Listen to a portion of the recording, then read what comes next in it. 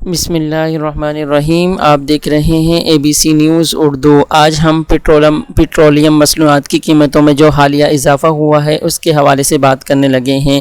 آپ مکمل طور پر ویڈیو دیکھ سکتے ہیں۔ اسلام آباد میں ایک نیا ریکارڈ قائم کرتے ہوئے حکومت نے جمعرات کی شب پیٹرولیم قیمتوں میں 8 روپے 14 پیسہ فی لیٹر اضافہ کر دیا تاکہ IMF پروگرام کو یقینی بنایا جا سکے۔